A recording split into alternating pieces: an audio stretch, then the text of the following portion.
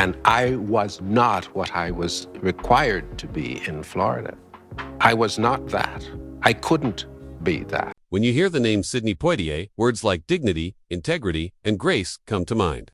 He was a talent so huge it shattered barriers, a leading man who carried the weight of a generation on his shoulders. But what about the battles he fought when the cameras stopped rolling? What about the conflicts that weren't in a script but were waged in the heart of a racially divided America and a compromised Hollywood? If you came here looking for petty celebrity feuds and backstage gossip, you're in the wrong place. The truth is far more complex, and frankly, more important. The clashes Sidney Poitier had weren't about bruised egos or stolen spotlights. They were fundamental, ideological battles over what it meant to be a black man in America, what it meant to be an artist, and what it meant to have a soul in an industry that often asked you to sell it. These weren't just professional disagreements, they were conflicts that cut to the very core of his principles. This is the story of the conflicts that truly defined him. These are the 6 actors Sidney Poitier actually clashed with, and the stories that reveal the true measure of the man. To get to the heart of the most complex clash of Sidney Poitier's life, you have to start not with an enemy, but with his brother. Not a brother by blood, but by a bond forged in ambition, activism, and a shared dream. Harry Belafonte. Their friendship was the stuff of legend, a partnership that spanned nearly 75 years. It all started with humble beginnings at the American Negro Theater in the 1940s, when they were both young, broke, and hungry. Belafonte himself called Poitier his first real friend in life. Publicly, they were an unstoppable force. They marched with Martin Luther King Jr., stood together at the March on Washington, and risked their lives delivering cash to Freedom Summer volunteers in Mississippi, even dodging bullets from the Ku Klux Klan in a terrifying high-speed chase.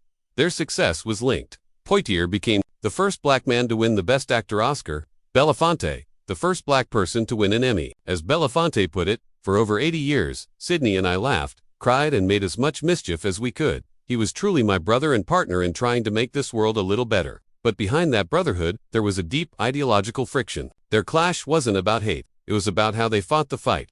It was a painful disagreement about the right way to wage the war for civil rights. Belafonte was the firebrand, the outspoken activist who used his fame like a battering ram against injustice. By his own account, he often had to push his friend to be more overtly political. Poitier, on the other hand, chose a different path. He believed his true power was on the screen, once saying, "I had chosen to use my work as a reflection of my values." For him, the battle was won by picking roles that dismantled racist stereotypes, forcing white audiences to see a black man as a doctor, a detective, a teacher, as a human being.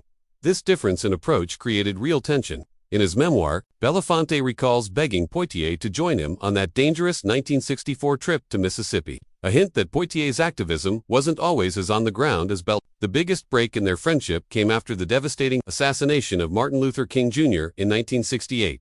They argued fiercely over how to honor their slain friend, with Belafonte wanting a public protest and Poitier feeling it was inappropriate. The fight was so bad they didn't speak for years. Later, Poitier pulled out of a Nelson Mandela film that Belafonte was passionately developing, a move that hurt Belafonte deeply. These weren't the fights of rivals, but of brothers who loved each other enough to argue about how best to save the world. Poitier's path was quiet, systemic change from inside the beast. Belafonte's was loud, righteous, immediate confrontation. They eventually reconciled, and their bond lasted a lifetime. But their story shows that even between the closest allies, the struggle for freedom is never simple. It's 1958. Sidney Poitier is a rising star, and he's offered a role in a film that will change his career, The Defiant Ones. The premise is explosive for the era. 2 escaped convicts, one black and one white, are shackled together and have to cooperate to survive. His co-star, the popular Hollywood leading man, Tony Curtis. On the surface, everything was great. Curtis and Poitier got along well, and Curtis famously insisted that Poitier shared top billing with him, a groundbreaking move that put a black actor's name above the title for the first time. They were professionals, united in making a powerful message picture. So, the real clash wasn't between the two men. It was a brutal, terrifying clash between the make-believe world of Hollywood and the violent reality of American racism. The production was grueling. Chained together, Poitier and Curtis did most of their own stunts, running through fields and getting swept down the freezing cold Kern River. But that was nothing compared to the racial hostility they faced. The film was so controversial it had to be filmed on a closed set. Then, that simmering reality exploded. As the story goes, a false rumor spread among the locals that a white extra had been abused by the black cast members. It was a complete lie, but in the charged atmosphere of the time, It was a lit fuse. An angry mob of white men formed, intending to march on the set to lynch Sidney Poitier. The threat was so real that the production had to secretly move Poitier and other black cast members to safety in the middle of the night. This is where the clash of worlds became painfully clear. For Poitier, this wasn't just a movie about racism, it was his life. The chains his character wore were a metaphor for the real-life prejudice that could get him killed. For Tony Curtis, a white liberal from the Bronx, it was a horrifying education. In the stakes of the world Poitier lived in every day. Even the film's most famous scene created a clash. At the end, Poitier's character, Noah, is on a moving train, finally free. Curtis's character, Joker, can't make it. In a powerful gesture, Noah jumps off the train, sacrificing his own freedom to stay with his friend. White audiences wept, but for many black audiences, the reaction was pure frustration. The author James Baldwin wrote that when he saw the film in Harlem, people yelled at the screen, "Get back on the train, you fool." This moment became a symbol of the criticism that would follow Poitier for years, that his characters were too noble, too self-sacrificing, and too focused on making white people feel comfortable. The clash wasn't just with a lynch mob, it was with the expectations of a divided America. In 1967, Sidney Poitier starred in a film with a single moment so explosive it sent shockwaves around the world. In the heat of the night, he played Virgil Tibbs, a sharp detective from Philadelphia stuck in a small, racist Mississippi town. His co-star was the incredible Rod Steiger, playing the prejudiced police chief Gillespie. On screen, their dynamic is pure tension. Off-screen, they were actually close friends. But on set, a different kind of conflict was brewing, a clash of acting styles, and more importantly, a battle for creative and moral control. Rod Steiger was a method actor, known for staying in character even when the cameras weren't rolling. Poitier was disciplined and professional, believing in separating the work from personal interactions. The film's cinematographer Haskell Wexler noted that Steiger seemed to think maintaining hostility off-camera would improve their on-screen chemistry, while Poitier just found it unprofessional. It was a fundamental clash in artistic approach, but that was small potatoes compared to the real fight. In the script, there's a scene where Tibbs questions a powerful plantation owner, who then slaps Tibbs across the face. As originally written, Tibbs was supposed to just take it, to absorb the humiliation, as black men had been forced to do for centuries. Sidney Poitier said no, absolutely not. This was his line in the sand. He went to the producers with an ultimatum. He would not play a man of authority who would passively accept that kind of violation. As he recalled in an interview, he told the studio, "If he slaps me, I'm going to slap him back. You will put on paper that the studio agrees that the film will be shown nowhere in the world with me standing there, taking the slap." Poitier knew exactly what was at stake, explaining, "I knew that I would have been insulting every black person in the world. This wasn't just an actor asking for a line change. This was a clash for control over the narrative of black identity itself." The studio agreed. The scene was filmed, just as Poitier demanded. The slap comes, and without a moment's hesitation, Tibbs slaps right back. The moment was so powerful it became known as the slap heard round the world. It's even been said that Nelson Mandela was inspired by the scene. The clash on set, then, wasn't really with Steiger. It was a principled battle Poitier waged against the studio, the script, and 100 years of cinematic history. He wasn't just fighting for his character. He was fighting for the respect of millions. 1967 was the absolute peak of Sidney Poitier's career. He was the #1 box office star in America, with 3 massive hits, Two Sir, With Love, Asterisk, and The Heat of the Night, Asterisk, and the film that teamed him up with 2 Hollywood legends, Spencer Tracy and Katharine Hepburn. Guess Who's Coming to Dinner? The film was groundbreaking, telling the story of a white woman bringing her black fiancés home to meet her liberal parents. The clash here wasn't a personal one. The set was respectful. The conflict was much bigger. It was a clash of generations, of ideologies, and of the film's cozy Hollywood liberally. Renowned physician working for the World Health Organization, he was handsome, impeccably dressed, and basically flawless. He was so perfect that it was almost impossible for the white parents not to approve of him. And that's where the clash ignited. While the film felt daring, interracial marriage was still illegal in 17 states when it was released. A new wave of black intellectuals saw this kind of portrayal as a comforting lie. With American cities burning in riots fueled by systemic racism, a movie where the biggest racial hurdle was getting a white dad's blessing for dinner felt completely out of touch. The conflict was personified by an infamous 1967 New York Times article by black playwright Clifford Mason. The title alone was a jab. Why does white America love Sidney Poitier so? Mason argued that Poitier had become, in his words, a showcase nigger, an ebony saint, playing one-dimensional heroes who helped white people feel good about themselves. Poitier later called the article devastatingly unfair. He was caught in an impossible trap. On one side, He was working with legends on a film that was genuinely pushing for tolerance in the mainstream. On the other, he was being told by his own community that his work was perpetuating a sanitized image of blackness that did more harm than good. Poitier was painfully aware of the dilemma, once saying, "If society were different, I would scream to high heaven to play villains." But it wasn't. So the clash with Spencer Tracy and Katharine Hepburn was entirely symbolic. They represented a kind, respectable liberalism. But a new generation was demanding revolution, not just acceptance. By starring with them, Poitier became the focal point of this huge cultural battle, a bridge between two worlds, getting walked on from both sides. In the 1970s, Sidney Poitier shifted his focus to directing. He wanted to make movies that were unapologetically and joyfully black, without the weight of a message. To do it, he partnered with one of the biggest stars on the planet, his friend, the comedic powerhouse Bill Cosby. Together, they made a trilogy of beloved black comedies: Uptown Saturday Night, Let's Do It Again, and A Piece of the Action. These films were huge. They celebrated black joy and style, and the on-screen chemistry between the cool, suave Poitier and the wild, improvising Cosby was pure magic. They were a dynamic duo, making history and clearly having a blast.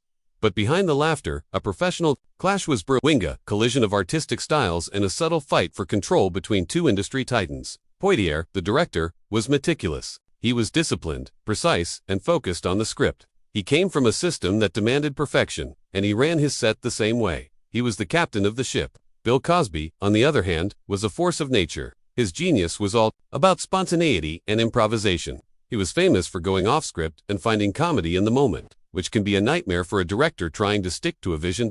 So, their clash was about method. It was Poitier's structured, classical approach versus Cosby's chaotic, improvisational genius. While they were friends and collaborators, that difference in style led to friction on set. Poitier was the boss, but Cosby was the comedic engine. Navigating that power dynamic was a constant negotiation. Their on-screen partnership reached its end with the 1990 film Ghost Dad. Poitier directed, Cosby starred, and the film was a critical and box office bomb. It seemed to mark a turning point in their collaboration. While they remained friends, their creative paths went separate ways.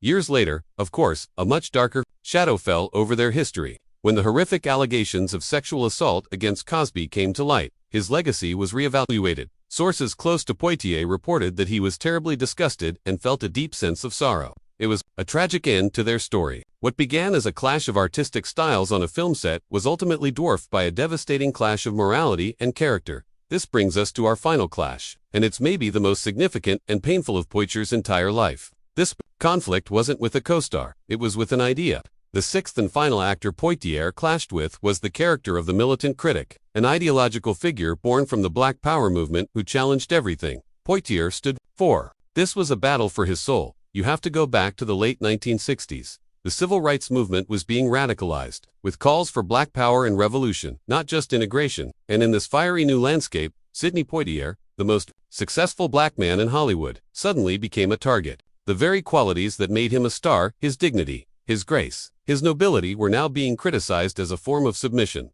This clash was given a name and a face by the critic Clifford Mason in that searing 1967 New York Times piece, "Why Does White America Love Sidney Poitier So?" Mason accused Poitier of playing an antiseptic, one-dimensional hero, a good guy in a totally white world, helping the white man solve the white man's problem. He and others labeled Poitier an Uncle Tom, arguing he got rich playing a fantasy of blackness that made white people comfortable. This criticism wounded Poitier to his core. He felt it was profoundly unfair. He had spent his career fighting from the inside, carefully choosing roles to dismantle stereotypes at a time when the only other parts were for butlers and clowns. He'd turned down roles he found undignified, even when he was broke and needed to feed his family. He felt he was representing 18 million people with every move I made, and he chose those moves with a crushing sense of responsibility. The clash was a fundamental disagreement about revolution. Is it better to work inside the system to change hearts and minds slowly, like Poitier did? Or is the system so corrupt that the only answer is to burn it down? Poitier's critics saw him as a compromise. He saw himself as a strategist. He famously argued back, saying he couldn't be both Martin Luther King and Malcolm X. He had to choose a path. This ideological war took its toll. In the years that followed, Poitier pulled back from acting and focused on directing, where he could create films for a black audience on his own terms. In a way, he was answering his critics, not with words, but with his work. This final clash reveals the shocking truth.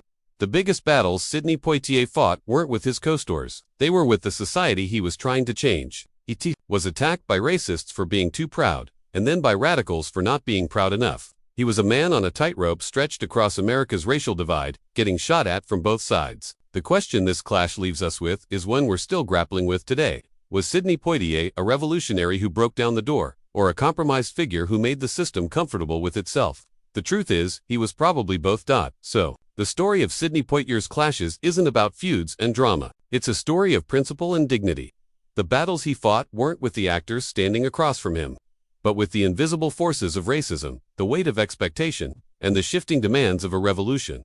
From his loving arguments with his brother Harry Belafonte, to facing down real-world violence on the set of The Defiant Ones. From his fight for a single, defiant slap and in the heat of the night to his lonely stand in the middle of a cultural hurricane during Guess Who's Coming to Dinner. From the creative friction with Bill Cosby to the soul-crushing battle he fought with critics for his own legacy. Sidney Poitier's entire career was one long clash against the limitations of his time. He fought for respect, for control, and for the right to show black men as fully human.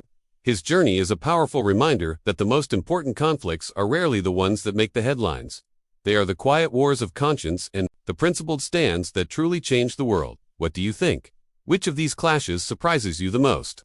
And do you think history has gotten the story of Sidney Poitier right? Let us know in the comments below. And if you want more deep dives into the stories Hollywood tried to forget, make sure you like this video, subscribe, and hit that notification bell so you never miss an update. Thanks for watching.